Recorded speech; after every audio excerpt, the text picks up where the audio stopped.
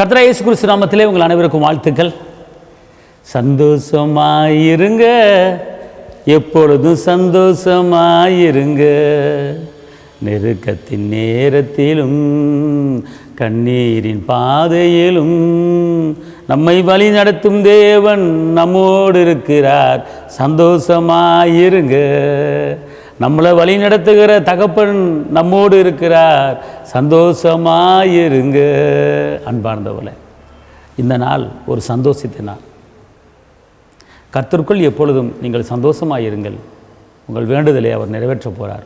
ஒரு வசனத்தை உங்களுக்காக வாசிக்கிறேன். இந்த நாளுக்கு உண்டான அற்புதமான ஒரு வார்த்தை. சங்கீதம் 37:4. கர்த்தர் இருதயத்தின் வேண்டுதலை அருளச் செய்வார். கர்த்தர் இருதயத்தின் வேண்டுதலை அருளச் செய்வார். அன்பார்ந்தவர்களே, இன்றைக்கி வாயிலிருந்து வருகிற வார்த்தை வேறு, இருதயத்திலிருந்து வருகிற வார்த்தை வேறு. உங்கள் இருதயத்தின் வேண்டுதல் என்ன? உங்கள் இருதயத்தில் எதை குறித்து நீங்கள் கேட்டுக்கொண்டு இருக்கீங்க?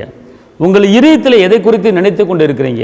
உங்கள் இதயத்தில் எதை குறித்து விரும்பி கொண்டு இருக்கீங்க? அந்த காரியம் இன்னைக்கு நடக்க போகுது. உன் இருதயத்தின் வேண்டுதலை நான் அருளச் செய்வேன் என்று இன்னைக்கு வாக்கு பண்ணுறார். அதனால் இந்த இருதயம் என்பது அநேக காரியங்களை சேர்த்து வச்சு கொண்டு இருக்கும். ஒருத்தர் அவமானப்படுத்தினா அதை சேர்த்து வச்சுருப்பீங்க. ஒருத்தர் உங்களை துக்கப்படுத்தினா அதை சேர்த்து வச்சுருப்பீங்க. அதெல்லாம் தூக்கி போட்டுருங்க. உங்கள் விண்ணப்பத்தை இதயத்தில் வைங்க. உங்கள் தேவைகளை ஏசப்பட்ட சொல்லுங்கள். உங்கள் கடன் பிரச்சனை அடைய வேண்டுமா? உங்கள் பொருளாதார தேவைகள் சந்திக்கப்பட வேண்டுமா? உங்கள் இதயத்தில் அவர்கிட்ட சொல்லுங்கள். என் தேவன் தம்முடைய மகிமையின் ஐஸ்வர்யத்தின்படி நம்முடைய குறைகளை கிறிஸ்தவசுக்குள் மகிமையில நிறைவாக்கிட்டார். பழையவைகள் ஒளிந்து போன எல்லாம் புதிதாயின. நினைப்பதற்கு வேண்டுவதற்கு மேலான காரியங்களை செய்கிற தேவன். உங்கள் நினைவை காட்டிலும் உங்களை குறித்து அவர் நினைவு வானத்துக்கு பூமிக்கு எவ்வளோ உயரம் இருக்கிறதோ அவ்வளோ உயரத்துக்கு அவர் நினச்சிருக்கிறாரு. அதனால் நீங்கள் கலங்க வேண்டாம். அதனால் நீங்கள் துக்கப்பட வேண்டாம்.